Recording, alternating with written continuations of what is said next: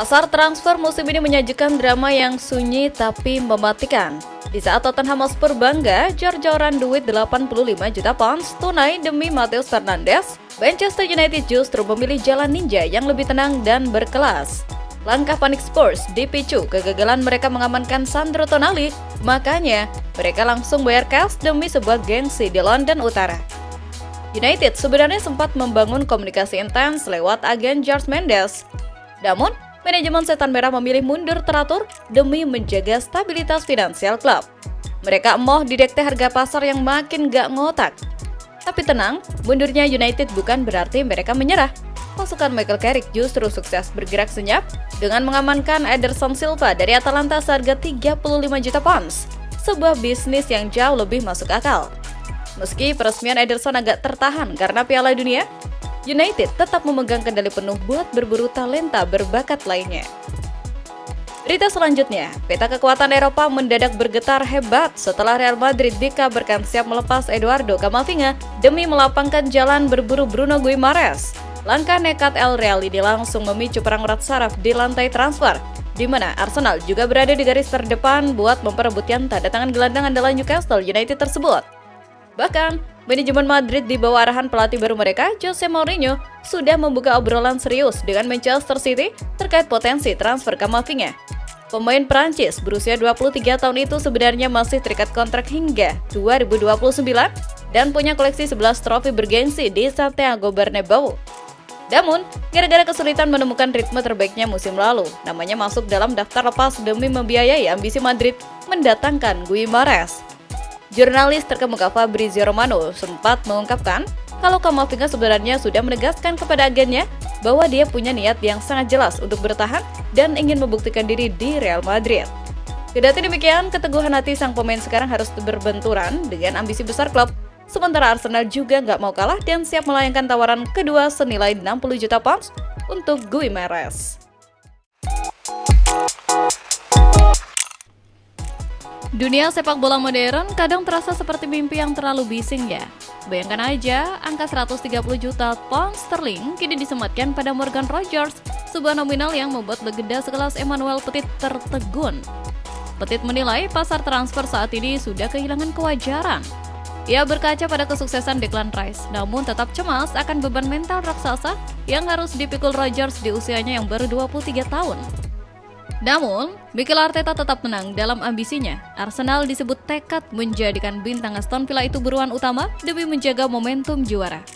Di tengah riuh Piala Dunia 2026, Rogers memilih fokus bersama timnas Inggris meski ia dikabarkan terbuka untuk berlabuh ke Emirates. Padahal, Villa berada di posisi nyaman karena sang pemain terikat kontrak hingga 2031. Melihat rumitnya drama ini, Petit sempat menyarankan Arsenal beralih ke Nico Williams di Athletic Club. Petit mengaku sudah lama mengagumi talenta sayap Spanyol tersebut. Sayang, romansa Arsenal tampaknya sudah terlanjur tertambat pada Rogers, meninggalkan nama Williams sebagai alternatif yang belum tersentuh. Ada ketenangan yang menghanyutkan dalam cara Ayoub Boadi memikat dunia. Setelah membawa Lille ke Liga Champions, gelandang muda ini menenun keajaiban bersama Maroko di Piala Dunia 2026.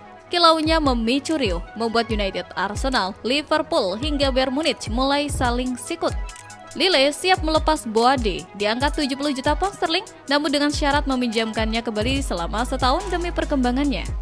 The Athletic mengklaim Manchester City sangat terbuka dengan skenario ini. Fleksibilitas Boadi yang bisa bermain sebagai bek kanan menjadi magnet kuat bagi City. Bagi City, ini adalah kebutuhan mendesak. Meski Elliot Anderson sukses diamankan, Kovacic dan Nico Gonzalez bersiap hengkang, ditambah Rodri yang harus absen di awal musim akibat cedera pasca Piala Dunia. Kini, City di persimpangan jalan. Apakah mereka akan merampungkan transfer Boadi atau justru beralih ke target lain seperti Sandro Tonali? Catalunya lagi sunyi, tapi di balik layarnya, manajemen Barcelona ternyata lagi sibuk gerilya. Mereka dikabarkan mulai PDKT dan nanya-nanya tipis ke agennya Harry Kane. Wajar sih, sepeninggalan Robert Lewandowski yang fix cabut ke Chicago Fire, lini depan Barca tuh kayak kehilangan porosnya. Damaken muncul sebagai opsi paling masuk akal, apalagi harga Julian Alvarez di pasar modal sepak bola emang lagi nggak ngotak. Tapi ya tahu sendiri, Ken sekarang lagi mode fokus penuh di Piala Dunia 2026 buat bayar utang kegagalan timnas Inggris di Euro dulu. Berita dari Sport bilang kalau sampai Senin kemarin belum ada tawaran resmi di atas meja karena sang striker emang baru mau mikirin masa depan klubnya setelah urusan negara beres. Nah, celah asmaranya ada di urusan kontrak Ken bersama Bayern Munich yang kabarnya lagi agak buntu.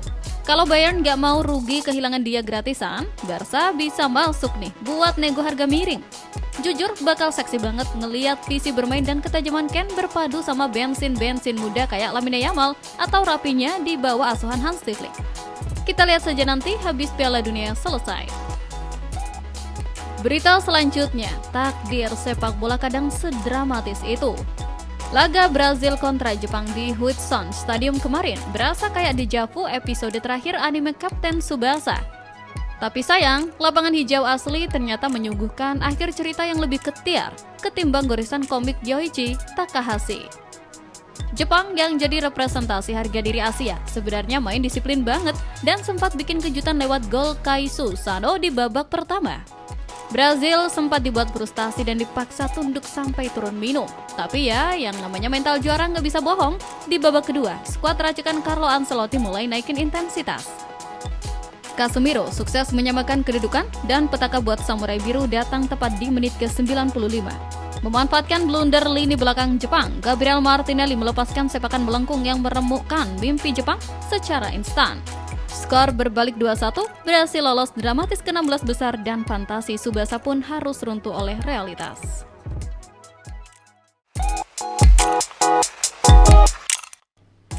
Real Madrid di bawah Jose Mourinho pelan-pelan mulai merombak skuad setelah 2 musim zong tanpa gelar. Yang menarik, Marc Cucurella dikabarkan sudah duluan gabung dari Chelsea. Nggak cuma pindah, lewat wawancaranya di Radio Marca, Cucurella belak-belakan berharap mantan rekan setimnya Enzo Fernandez ikutan nyusul ke Bernabeu musim panas ini. Enzo sendiri gosipnya emang pengen cabut dari Chelsea karena absen di Liga Champions, walau harganya selangit, sekitar 139 juta euro. Cucurella bahkan dirumorkan juga ngajak Cole Palmer.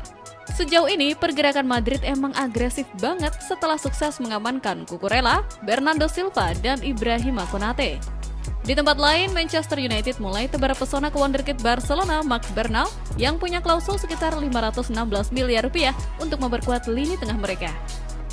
Sementara dari Liga Italia, Juventus dan Atalanta lagi rebutan Franck Kessie yang sekarang main di Al Ahly. Juve disebut lebih serius, tapi Atalanta punya modal kedekatan emosional karena Kessie dulu besar di sana. Beralih ke berita selanjutnya, Arsenal di bawah Direktur Olahraga Andrea Berta lagi sibuk nyari jangkar baru.